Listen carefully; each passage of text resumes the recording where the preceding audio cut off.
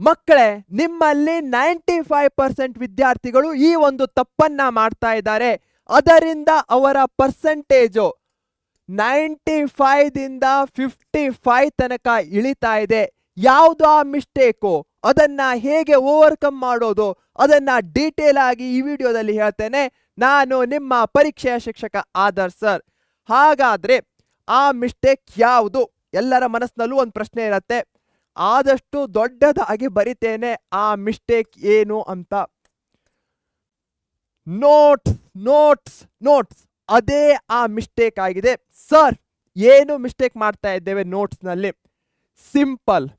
Exam ಟೈಮ್ನಲ್ಲಿ ನೀವು text book ಅನ್ನ ಓದೋ ಅವಶ್ಯಕತೆ ಇಲ್ಲ, ನೋಟ್ಸ್ ಅನ್ನ ಓದಿದ್ರೆ ಸಾಕು. ಎಷ್ಟೊಂದು ಟಾಪರ್ಸ್ಗಳನ್ನ ನಾನು ಕೇಳಿದ್ದೇನೆ, ಅವ್ರು ಹೇಳಿದ್ದು ಸಿಂಪಲ್ಲು.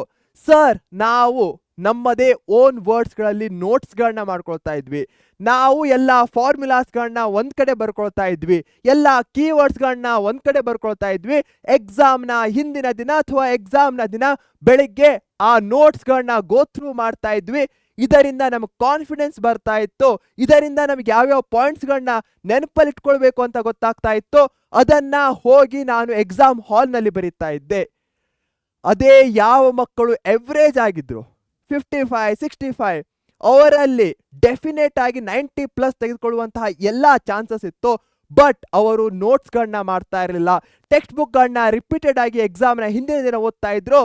33 ಸೋಷಿಯಲ್ ಸೈನ್ಸ್ನ ಚಾಪ್ಟರ್ಸ್ಗಳನ್ನ ಕವರ್ ಮಾಡ್ಲಿಕ್ಕೆ ಆಗಲ್ಲ ಟೆಕ್ಸ್ಟ್ ಬುಕ್ನಲ್ಲಿ ಒಂದೇ ದಿನದಲ್ಲಿ. ಹೀಗಾಗಿ ಪ್ಯಾನಿಕ್ ಆಗ್ತಾ ಇದ್ರು, ಅರ್ಧ ಸಿಲೆಬಸ್ ಅನ್ನ ಓದ್ಕೊಂಡು ಹೋಗ್ತಾ ಇದ್ರು, ಹೀಗಾಗಿ ಅರ್ಧ ಮಾರ್ಕ್ಸ್ ಬರ್ತಾ ಇತ್ತು.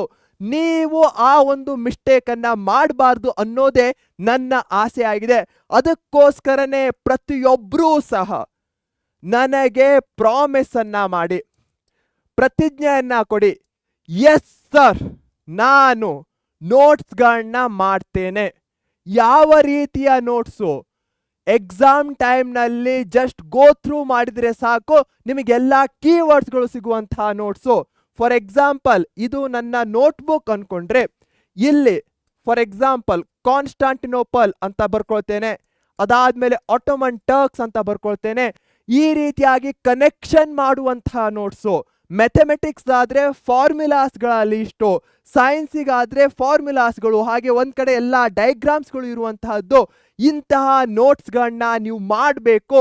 ಇಲ್ಲ ಅಂದ್ರೆ 50, 60 ಅದೇ ಪರ್ಸೆಂಟೇಜ್ನಲ್ಲಿ ನೀವು ಉಳಿದ್ಬಿಡ್ತೀರಾ. ನನಗೆ ನೀವೆಲ್ಲರೂ ಪ್ರಾಮಿಸ್ ಮಾಡಿದ್ದೀರಾ. ಆ್ಯಂಡ್ ಐ ಥಿಂಕ್ ಅಲ್ಲ, 200% ಯು ವಿಲ್ ಡೂ ಇಟ್ ಅನ್ನೋ ಭರವಸೆ ನನಗಿದೆ. ಸೊ ಇವತ್ತಿನ ಈ ಸೆಷನ್ನ ಮುಖ್ಯ ಉದ್ದೇಶನೇ ನೀವು ನೋಟ್ಸ್ ಮಾಡಿ ಅಂತ ಹೇಳೋದಾಗಿತ್ತು. ನೀವೇ ಖುದ್ದಾಗಿ ಮಾಡಿ, ಬೇರೆಯವರ ನೋಟ್ಸ್ಗಳನ್ನ ರೆಫರ್ ಮಾಡ್ತಾ ಇದ್ರೆ ಒಂದು ಟೈಮ್ ಆದ್ಮೇಲೆ ನಿಮ್ಗೆ ಅಂಡರ್ಸ್ಟ್ಯಾಂಡ್ ಆಗಲ್ಲ. ಬಟ್ ನೀವೇ ಖುದ್ದಾಗಿ ಬರ್ದಿದ್ರೆ ನಿಮಗೆ ಆಟೋಮೆಟಿಕ್ ಆಗಿ ಕನೆಕ್ಟ್ ಆಗತ್ತೆ. ನೀವೇ ಪಾಯಿಂಟ್ಸ್ಗಳನ್ನ, ಮುಂದೆ ಬರುವಂತಹ ಪಾಯಿಂಟ್ಸ್ಗಳನ್ನ ಹೇಳ್ತಾ ಹೋಗ್ತೀರಾ. ಎಕ್ಸಾಮ್ನಲ್ಲಿ ಬರೀಲಿಕ್ಕೆ ಕೂತಾಗ್ಲೂ ಸಹ ಕೈ ಆಟೋಮೆಟಿಕ್ ಆಗಿ ನೆಕ್ಸ್ಟ್ ಕೀವರ್ಡ್ಸ್ಗಳನ್ನ ಬರಿತಾ ಹೋಗುತ್ತೆ. ಹೀಗಾಗಿ ಈ ಪಾಯಿಂಟ್ಸ್ಗಳನ್ನ ನೀವು ಕಲ್ತ್ಕೊಳ್ಳೋದು ವೆರಿ ಇಂಪಾರ್ಟೆಂಟ್ ಆಗತ್ತೆ. ಐ ಹೋಪ್ ಈ ಕ್ಲಾಸು ನಿಮಗೆ ಯೂಸ್ಫುಲ್ ಆಗಿದೆ ಅಂದರೆ ವಿಡಿಯೋವನ್ನು ಈಗಲೇ ಲೈಕ್ ಮಾಡಿ, ನಿಮ್ಮ ಫ್ರೆಂಡ್ಸ್ಗಳ ಜೊತೆಗೆ ಶೇರ್ ಮಾಡಿ. ಎಲ್ಲದಕ್ಕಿಂತ ಹೆಚ್ಚಾಗಿ ನಮ್ಮ ಪರೀಕ್ಷೆ ಚಾನಲನ್ನು ಈಗಲೇ ಸಬ್ಸ್ಕ್ರೈಬ್ ಮಾಡಿ. Thank you. See you soon.